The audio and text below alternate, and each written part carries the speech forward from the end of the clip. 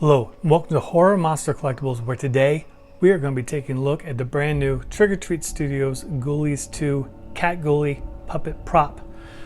Yes, this is a puppet where there is a slit in the back and you put your hand in and you work the mouth.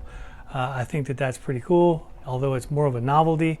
I really wish that more time had been applied to thinking about how these guys could stand up on their own, because they do not. You may have just seen my Fish Ghoulie review, and this is obviously for the Cat Ghoulie, and my same thoughts are on both of those. This was sculpted by Mark Villalobos, and I think he did a great job with the sculpt, but the paint app is lacking in places, and obviously the hair app as well. But overall, I think it's a really cool piece, and it will look cool in people's collections. This guy is about 23 inches tall, and he is about 6.5 inches deep, and he's probably about 12 to 14 inches wide. So let's go ahead and take a closer look. All right, we will start here with the face, which overall looks okay. There is overspray on the eyes, which kind of takes away from the look of it, but overall it's pretty good detailing in here, and the use of multiple paint tones, which is always helpful. Although we have some hair apps, if I can hold it, that are kind of, they're just tacked on here with little care. Although these, they're banged out in a factory. But I wish it was layered a bit more. It's kind of hard to get this to kind of meet this next layer.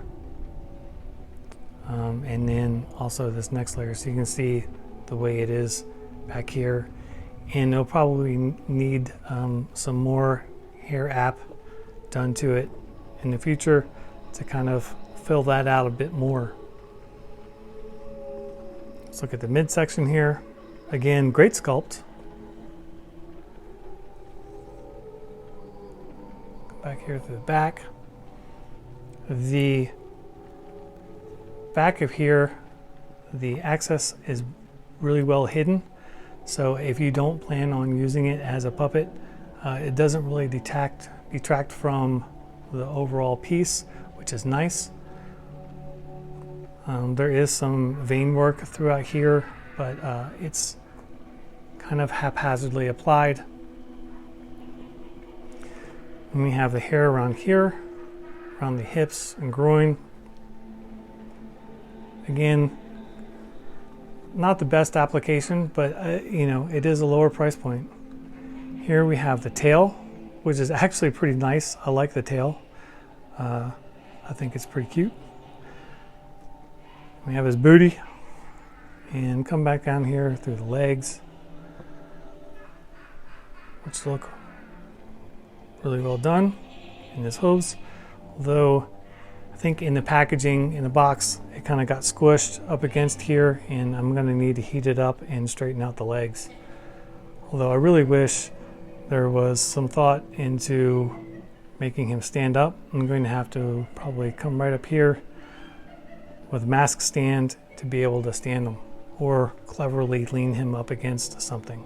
So let's get the puppet feature working. All right, so I got my hand in here. I can't really see the camera, but there is okay articulation here.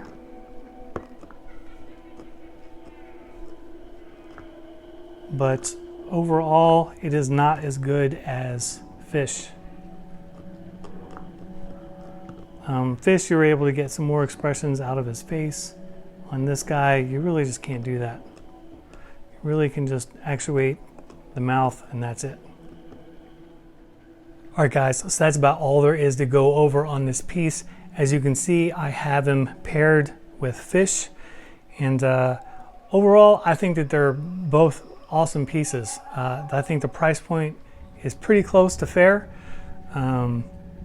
I really think that both of these pieces would pop with a proper paint app and hair app, but I mean, really, Mark Villalobos did a great job with this Cat Ghoulie sculpt, and I think he looks the part and looks super rad. I am all for Trick or Treat Studios doing stuff like this. I absolutely love it. I hope that we get more Ghoulies in the future. I mentioned before in the previous Fish Ghoulie video that really the first Ghoulies is my favorite. Ghoulies 2 was kind of like a wild trip. There's some funky stuff going on in that movie, but I did still enjoy it, and I did like that there was more motion from the Ghoulies themselves, where previously in the first Ghoulie movie you didn't really see too much movement from the puppets. But I really love these, and they're going to look great in my collection even before like I mess with painting them, and they will look great in yours too. So I'm always critical of stuff. I give the pros and cons because it's my money that was spent to get them. So I try to give you guys a fair heads up and an honest review on my thoughts on pieces, and that's my thoughts on these. I think that they're cool. I feel like they could be priced a little bit lower, but they're not out of the realm of realism as far as realistic price that Trick or Treat Studios is asking for them. And you never know with this kind of stuff. It may go up in value in the future, or they may just keep on pumping these things out for years to come and they just remain at the $200 value. Who knows? Either way, I'm stoked to have them. If you guys are on the fence, I recommend picking them up. Trick or Treat Studios as a company has really come around in the past few years, and they're putting out much better stuff than what they did 5 years ago. And I like to see them making moves and spending money on licensing and giving us horror fans another avenue to collect from, which you can't complain about that at all, right?